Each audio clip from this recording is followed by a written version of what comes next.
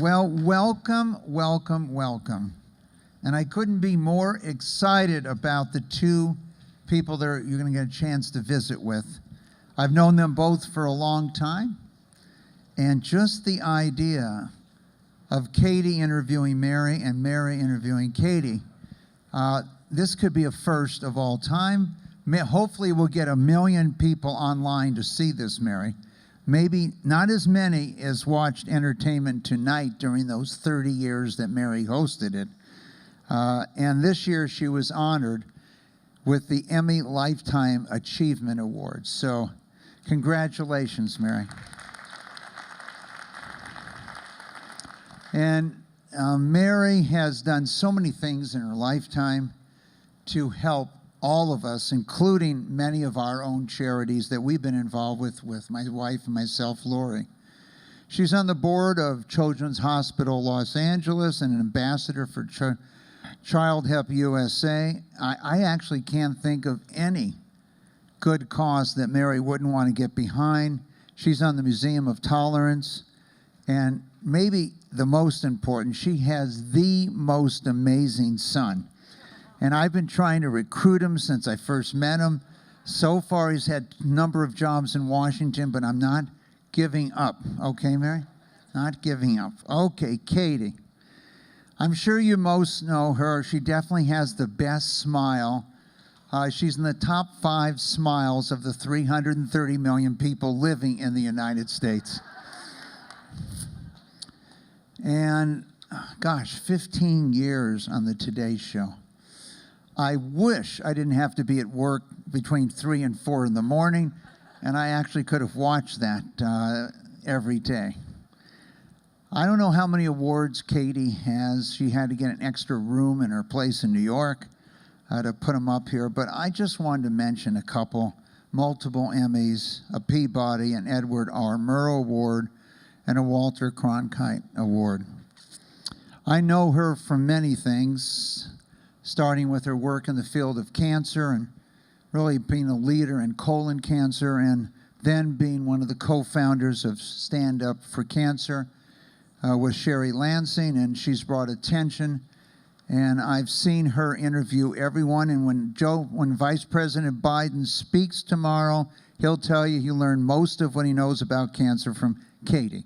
So, and her efforts. She's produced many things. You get to see her. I forget how many 100 millions of people go to Yahoo every day. I do. But we're thrilled to have the two of them together. This is definitely a first of all time. And who knows, this could kick off a new television show.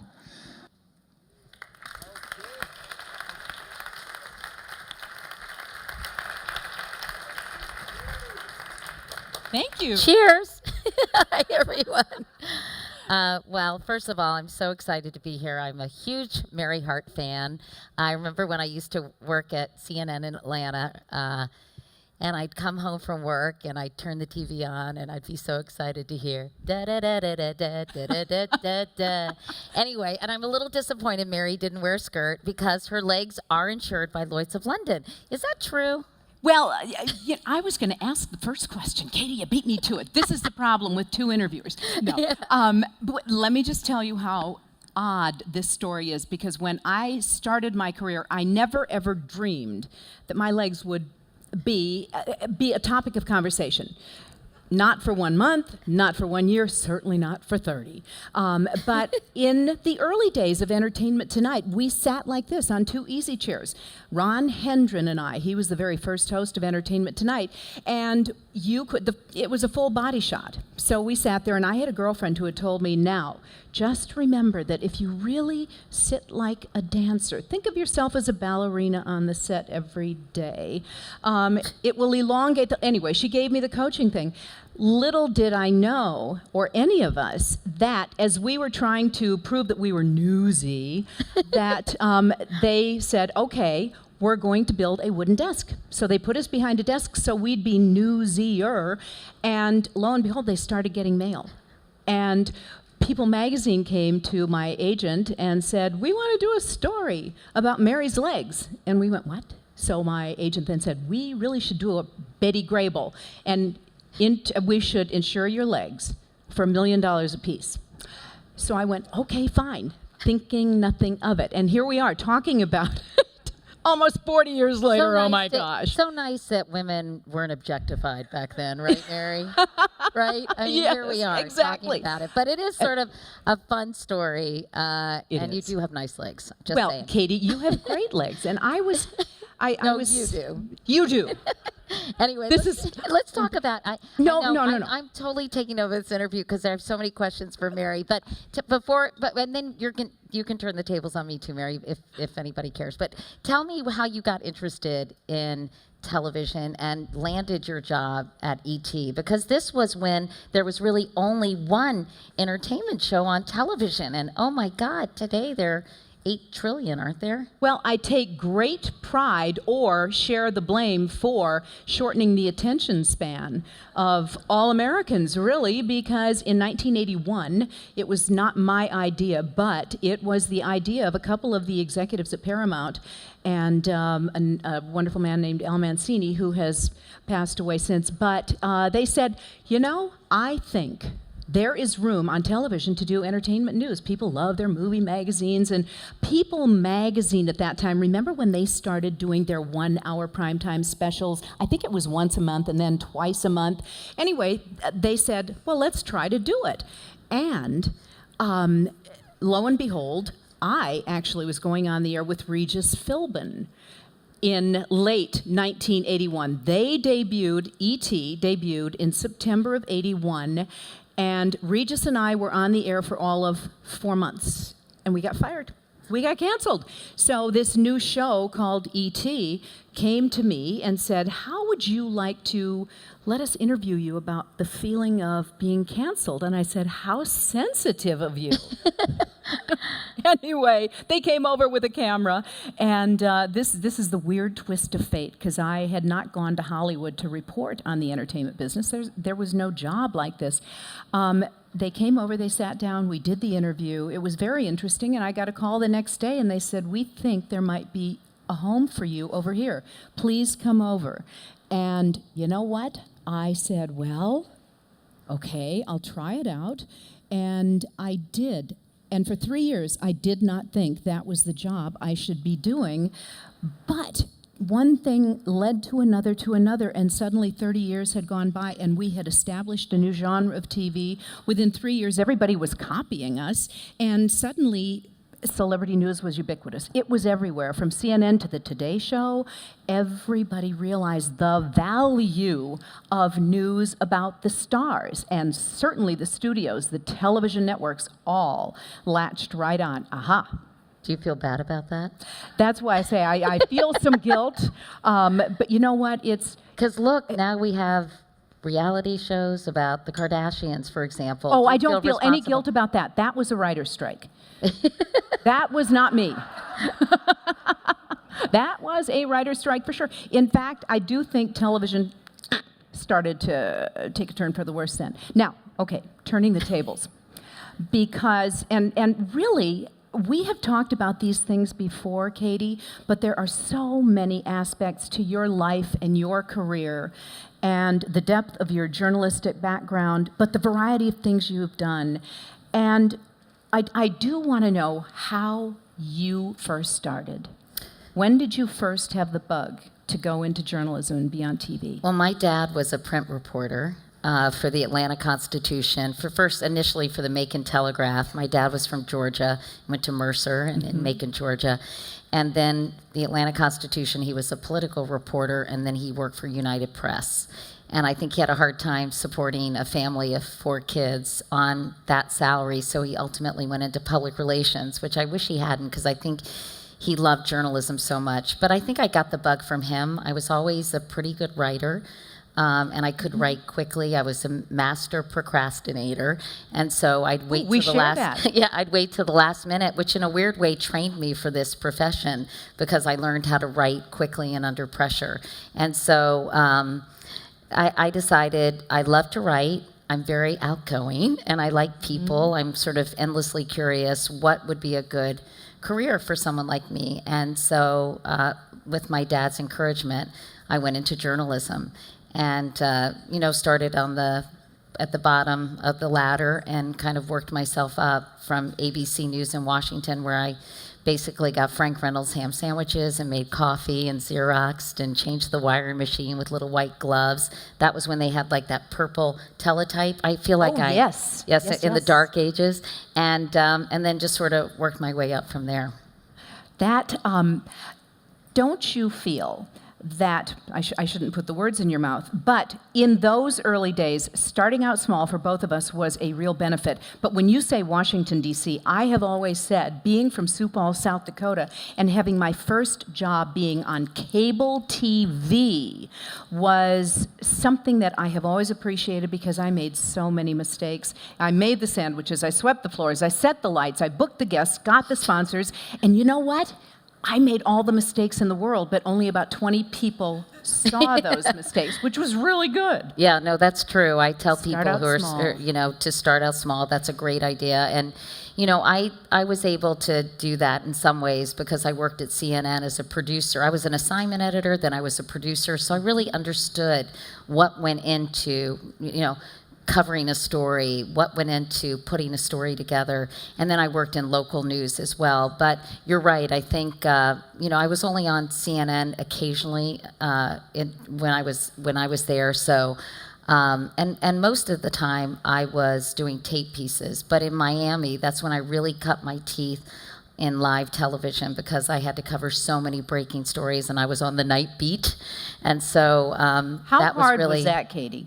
being The on. night beat is not an easy. No, especially Miami in the mid 80s, which was sort of Miami Vice, the Miami Vice era. yeah. So I covered a lot of like bodies in trunks and drug deals gone awry, and not so, on television sets. That was the real thing. Yeah, definitely. But it was great experience, and Miami is sort of a known feeder into network television, and because so many of the local stories were national at the time, because you had the Cuban refugees and the Mariel boat lift and Haiti and Crone Detention Center. So all these stories were really became national stories. So if you covered them locally, the networks would often pick them up. So it was a really good training ground for me with that. What do you think about where women are today versus when you started out in the business, Mary? Well, I'm a few years older than you are. In fact, I'm not even sure how many, but I am 66 now. I was listening to Sherry Lansing earlier. Some of you might have been in that Pivots in Life panel talking about age. And I will tell you, when I first went on TV, I was teaching high school English right out of college, but that little cable job I talked about came about for me that first year. So it was 1972, and I really didn't know the first thing about what doing an interview was, but I had been interviewed for a couple of things, being Miss South Dakota, and I knew immediately I wanted to be on the other side of the mic talking to interesting people.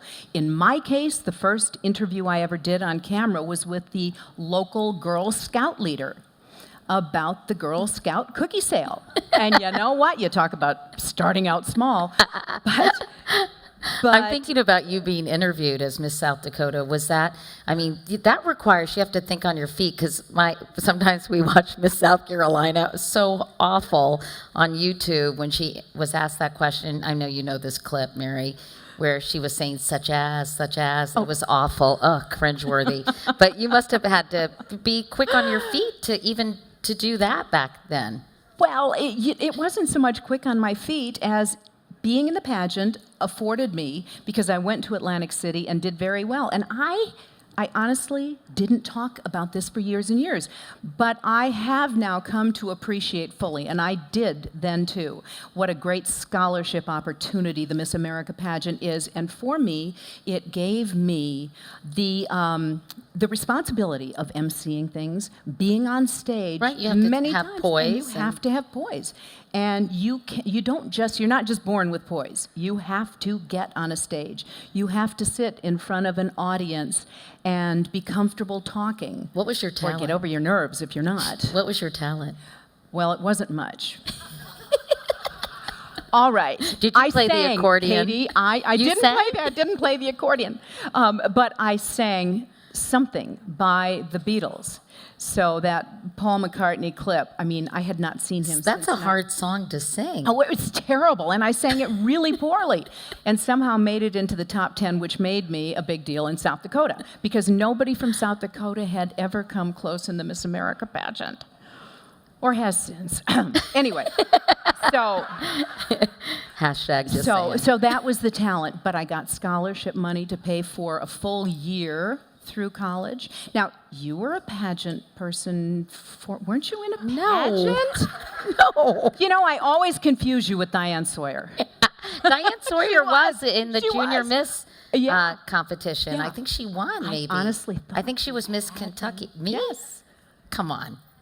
No, I wasn't in a pageant. Well, it was a great experience, and you were doing other far more serious things than worrying about being in a one-piece bathing suit in front of 25,000 people on a stage. I'm glad for you. Well, no, I mean, I it was think, good you know, for I never did that. I think because I probably would never be picked to do that. But no, I didn't go Katie, that route. I never intended to do that. We had lived in Europe when I was a kid, and we didn't even watch the Miss America pageant. And so it wasn't like it was a staple in our household, but I had some involvement with handicapped children with the JCs in Sioux Falls, and the JCs who sponsored the local pageant came to me and said, "Would you be in the pageant?" And I said, "No." I did Oklahoma on stage for community theater. 6 months later, they came and said, "Would you be So you Ada really Rennie?" can sing. Well, I do sing. Yeah. Well, sing a I little do. something for us, well, Mary. No, what, do you want to do a duet? No, because I What should can't we do? sing. Come on, we can sing. Can you sing like I'm just a something girl together. who can't say no or something from Oklahoma? Do you know what? You are a girl who can't say no. I'm just a girl who can't say no. I'm in a terrible fix. I knew you could. Yeah, anyway. Okay, moving right along. So, well, no, I have to just tell you how this happened, because I had no intention of being in the pageants. I went to my parents because I was only 18 years old, and I said, "I have to have your permission to be in the Miss Sioux Falls pageant. What do you think?" And before I could finish the sentence, my dad said, "If you do that, I will paddle your behind." I said, "Great." I hung up, I called the pageant people, and I said, "I'm in." And that was that. Wow. Let's talk about some of your interviews, Mary, through the years. When were you the most starstruck? Because you've interviewed every famous person on the planet, a very young George Clooney. So when were you nervous, or did anything ever go terribly awry? Well, when I interviewed, and mind you, I started in '82, and Falcon Crest, if some of you might remember, was I on love there. Falcon Crest with Jane Wyman and Yes. Lorenzo Lamas and who Ooh, else? you remember? Yeah, See? I love that show. Primetime soap Isn't watcher. Susan Sullivan in that too? She was, yeah. God, yeah. love But that Jane show. Wyman, a Yeah. grande dame of film, had been married to Ronald Reagan, and my most cringeworthy moment, I think, was going to her house and having a wonderful interview for exactly 28 minutes with her until I asked about having been married to Ronald Reagan, upon which the room became so icy cold. It was frightening. And then I did a follow-up, being a good journalist, and I said, "Well, can we talk about the children?" Upon which everybody walked out of the room, and she said, "The interview is over." It was such common knowledge that Jane Wyman did not ever want to talk about Ronald Reagan that nobody had told me. They just expected me to know, and I had no idea. So that was a crime. That was awkward. But What about, like, when were you the most starstruck? interviewing Gregory Peck and Kirk Douglas, whom I had grown up watching and just adored, loved every movie they ever did. And they both turned out to be, and they were huge stars. This was even before Entertainment Tonight. This was when I was doing a talk show in Oklahoma.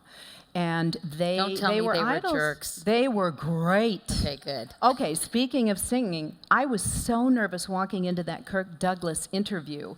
I just thought I was going to be one of those. And I walked into the room, and here was Kirk Douglas, and he stood up and he said, "For it was Mary, Mary." And I mean, that was it. I have loved that man ever since. And he's 100 years old now. That's amazing. And still adorable, yes. God bless him and Ann. Okay, Katie, so let's Mary. go back to, because you know, you got two bossy broads up here, basically. You have had such a journey, and on the Today Show had the opportunity to interview everybody from every bit of politics around the globe to celebrities, you name it, everything in between.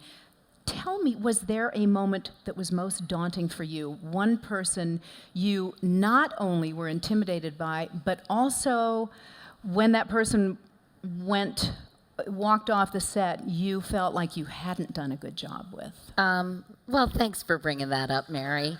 I asked you about being starstruck. No. I would say Ross Perot was very pugnacious and very hated to be confronted about anything when he was running for president. And I just remember he was, I think we were taking live calls. And this was before like the 7-second delay thing. So we had opened up the phone lines to make it more interactive.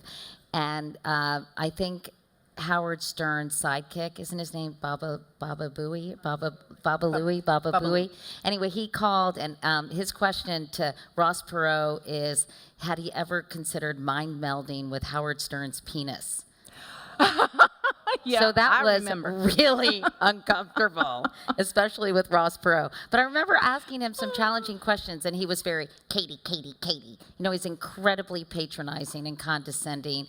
And I think that threw me, honestly, in addition to the Howard Stern question. So that was kind of not one of my finest moments. I think one of the most challenging interviews I had was one that showed when President Bush, Herbert Walker Bush, walked into a room when I was doing a tour of the White House with Barbara Bush. It was the anniversary of the White House, and I'd memorized everything about, you know, Mary Todd Lincoln and the ball and claw feet on the chairs and the Dolly Madison tea set. I had no idea that he was going to show up.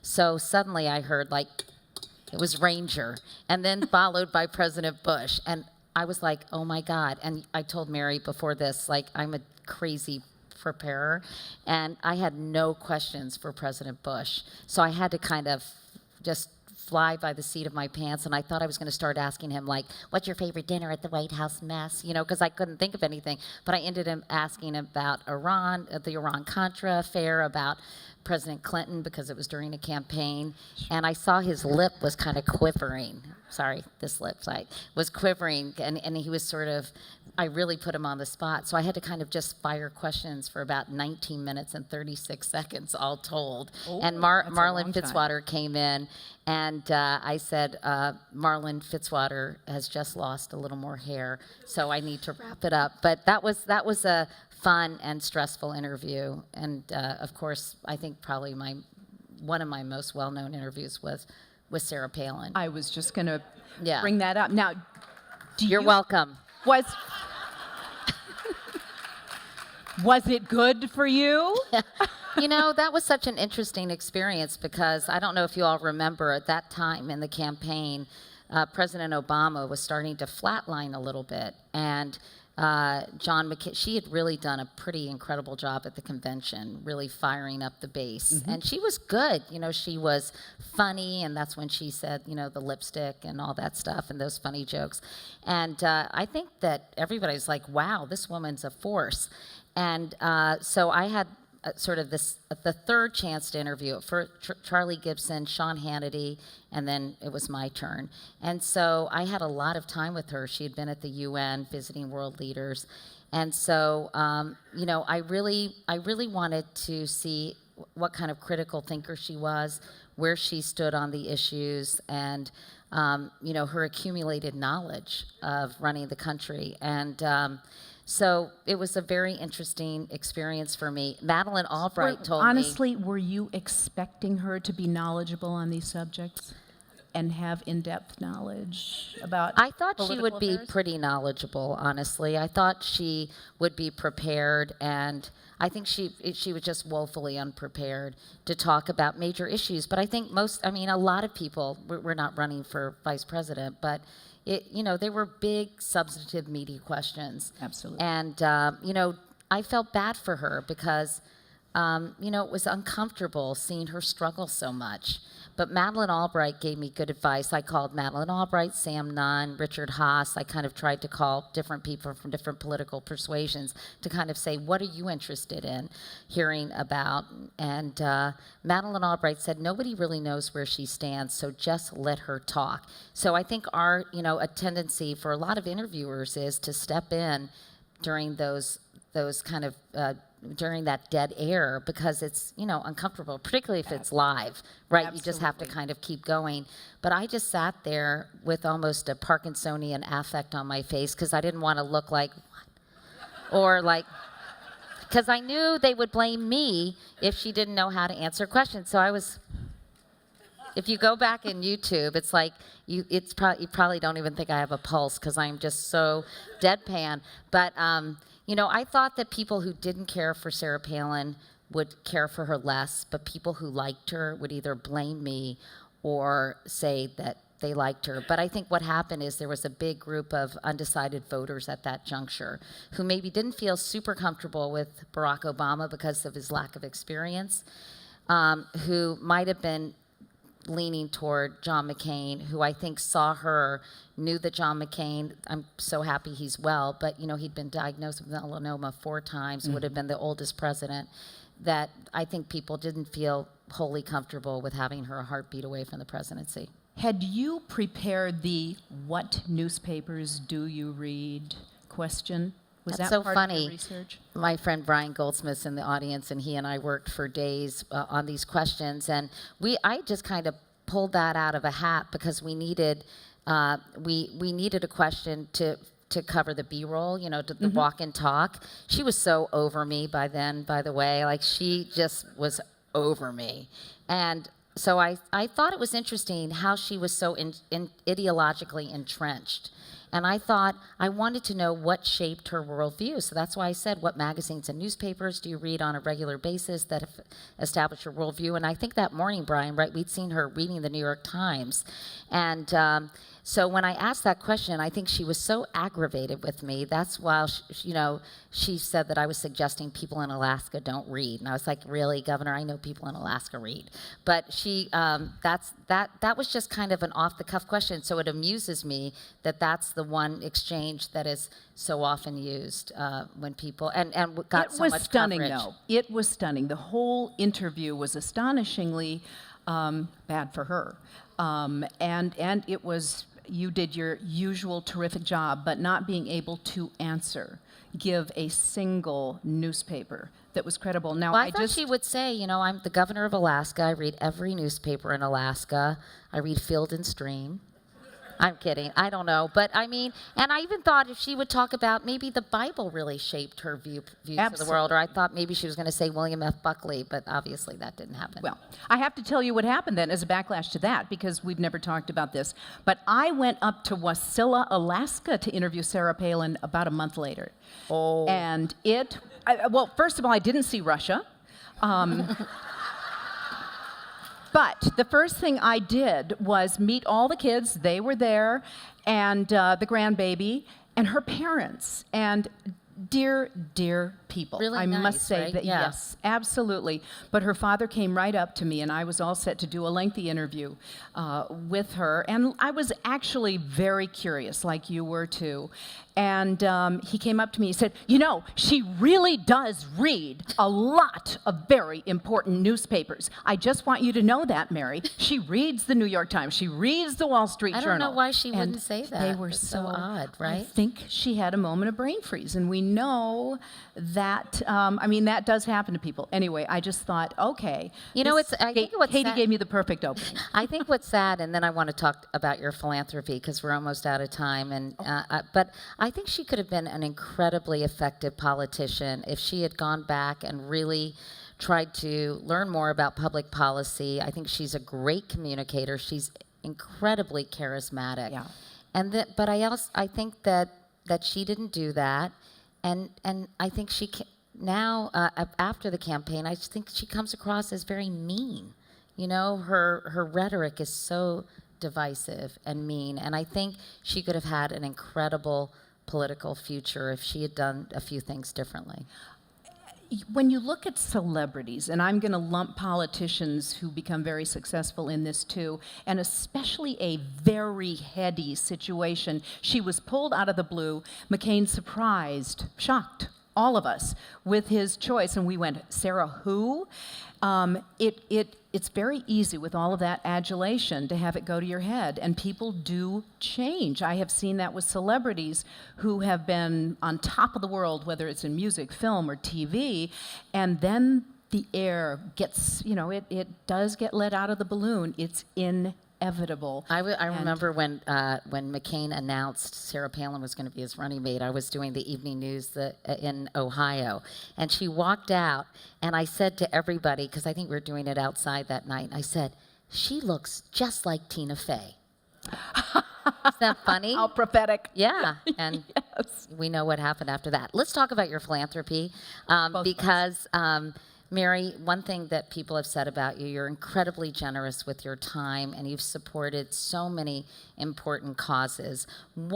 How did you pick what you were going to devote your time to, and how has it kind of changed your life or given you fulfillment? Well, I have to go back to my parents, who blessed me with a good work ethic and a good believer in people and doing good wherever you can, whenever you can. So coming from having taught piano lessons to underprivileged kids to, while I was in college, make a little extra money, but to volunteering at church and, yes, singing in a quartet for the old folks' homes, all of that stuff instilled in me really a love for dealing with people in all kinds of situations. So when I had a chance, and this was literally my first year of Entertainment Tonight, I was asked by Marie Osmond and John Schneider, who had just come up with this wonderful idea for the Children's Miracle Network. And for 15 years, I co-hosted that with them, and then decided after our son, Bert's and my son, AJ, had surgery at CHLA, Children's Hospital Los Angeles, that I wanted to focus right here in Los Angeles. And it has been, for me now, almost 35 years, I love the hospital. I am incredibly inspired by the hard-working team of nurses, doctors, assistants, the entire, from the ground up. But the medical progress that has been made in so many fields, and adult cancers can be are, for the most part, different than children's childhood cancers, but the pediatric research that has been done and the fact that children can survive all kinds of leukemias, now they can even, because of our heightened imaging, can have brain tumors extracted because, and this is just in the last few years, and whose lives can be saved. And there's so many other areas that I could talk about there, but you can talk about those so much better. I think the world felt your pain when Jay died, your husband Jay, and when you had the courage to go in and do that colonoscopy on camera, and then your sister and the breast cancer and the mammogram on camera. And there isn't anybody who hasn't admired and been inspired by your great work. Thanks, Mary. Well, I drew thank you. I drew the line at a pap smear, just FYI. Wanted to protect you all from that. But that would have been TMI. That I think, my cancer advocacy work for me, just with your children's hospital work, has been sort of, I think, my proudest accomplishment other than my girls. Hi, Ellie. My daughter's here, who told Ellie me, is Mom, here? she said, Gosh, Mom, you have gum on the bottom of your shoe, and I looked at it during the Kareem Abdul-Jabbar interview. Can you please remove that? It's like, you got to love a daughter who, thank you, Elle. Anyway, so I realized when Jay was diagnosed at just 41 years old and died 9 months later that people were not aware of colon cancer screening and how 92% of colon cancer cases can be cured with early detection. It's one of those cancers that's quite localized, and if it doesn't get into the lymph nodes and metastasize, there should be no one dying of colon cancer, ideally. Yeah. Of course, Jay was so young, and the screening guidelines are for 50 and over, but I still wanted to educate people, and I think maybe let them know that if they have symptoms like Jay had, like losing weight and fatigue and, just kind of not feeling well in his stomach and exhausted, as I said, we might have been more cognizant of the fact that it could be colorectal cancer. But anyway, I still have people. Somebody came up to me yesterday and said, you know what, I got screened for colon cancer because of you, and they removed polyps that they said would be problematic. Someone at Yahoo just last week said, I got screened, Katie, at 45. I heard your voice in my head. I'm like, oh, that's scary. And the doctor said if I hadn't gotten screened, I wouldn't have made it till 50. So thank you. So that's so unbelievably gratifying. Of course, I wish I had never been put in this position and this hadn't happened to Jay. But, I think I was always charitable. I always cared about things, and my parents too raised me. I worked at a camp for blind kids. I worked with, the Red Cross. I did a carnival and raised money for United Way when I was like 8 years old and raised $11. And so I was always But that sense of pride and involvement in the community, I wish it were as broadly felt today. Well, I think now we do see one good thing, I think, doing the colonoscopy and then starting Stand Up to Cancer. I think I think Robin Roberts talked a lot about her cancer journey in a way that she wouldn't have had. Sometimes I feel bad because I feel like now everybody's talking about very personal things, but I think, it raises awareness.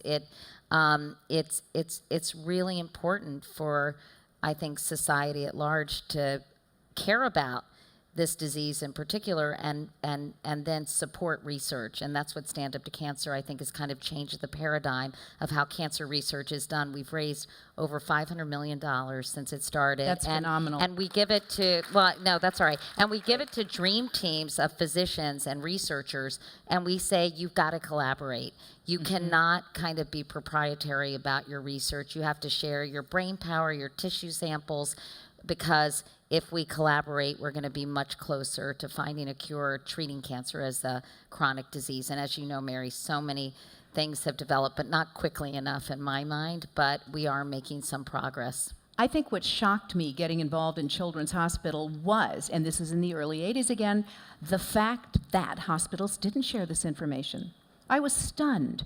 We had a couple friends who had a son who was diagnosed with a very serious type of leukemia, and they founded something called the National Childhood Cancer Foundation, and with the express purpose of sharing information for the great pediatric cancer hospitals in the country to start sharing. And it just didn't exist back then. So really, it's so important. I know Margaret Anderson is sitting here shaking her head too, and what the Milken Foundation does with faster cures and everything, and some of you were involved in that. Oh, huge kudos, you're changing the world. And data collection is so critically important, because you can't do personalized medicine or targeted therapies without really understanding sort of the whole population and how people are responding to different drugs, so that's really critical as well. Yeah.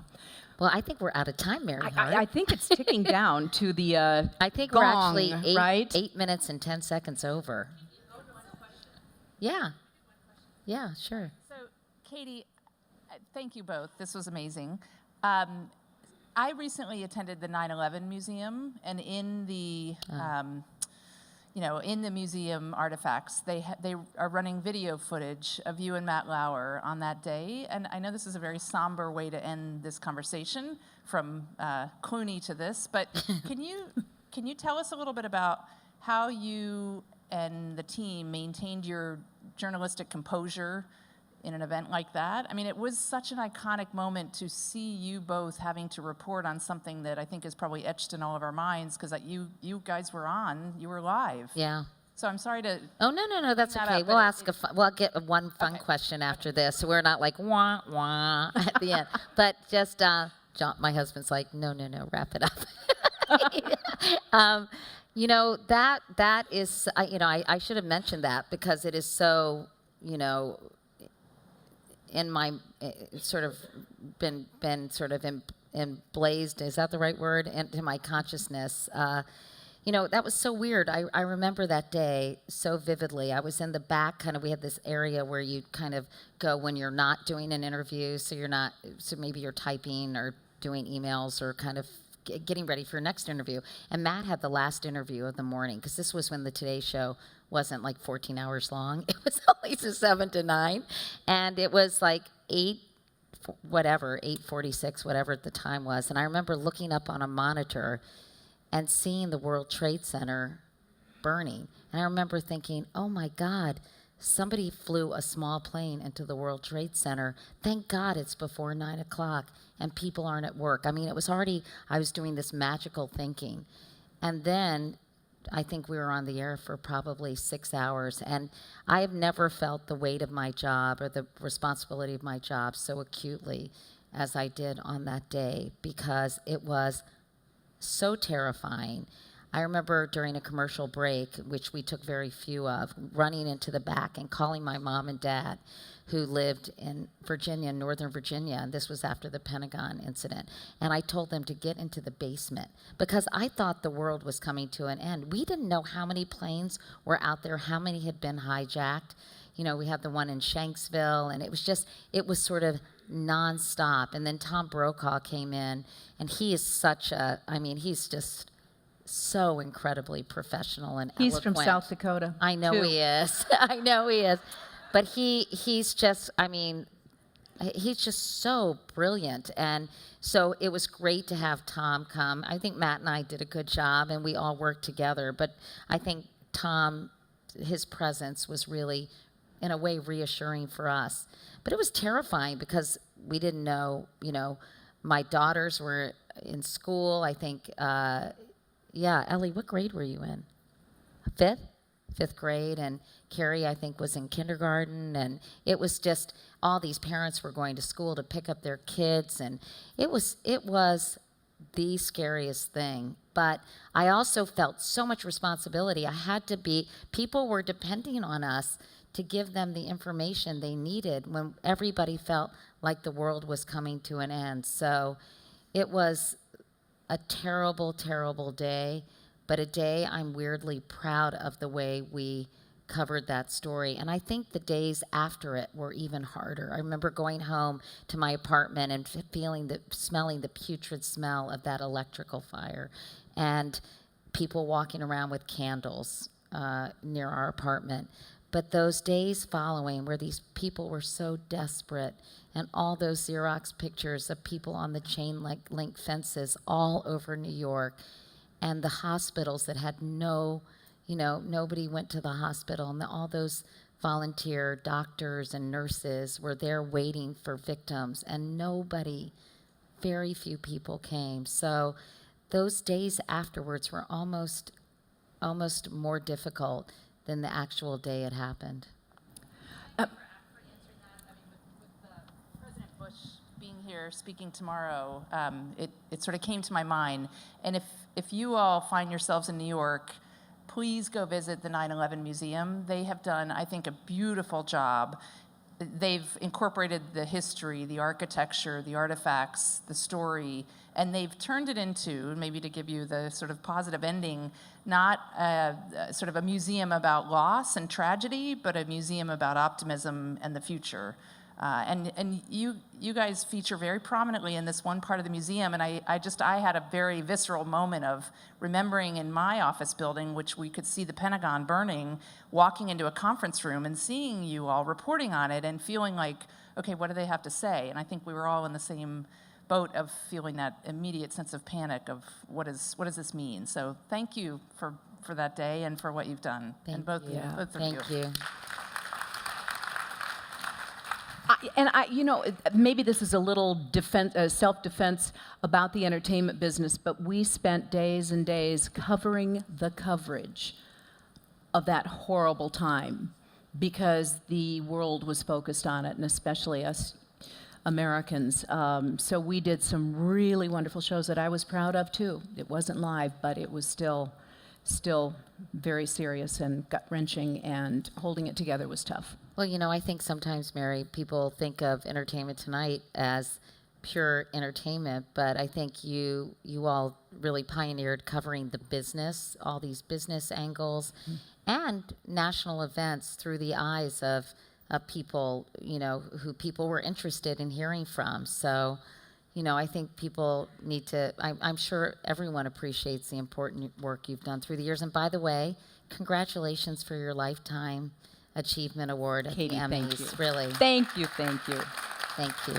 Yeah, back in those early days, I'm not going into a deep story, but had we not had the term fake news, that's what it would have been called. What? Oh. Thanks, Bert. Anyway, well, it's so great to see you, Mary. It's and thank you all so wonderful much to for see you. coming. Yes. Thank you. Thank you. Mary's like, I don't want to leave. I'm kind of liking it up here. Anyway, Very enjoy good. the rest of your As time. always. Thank you.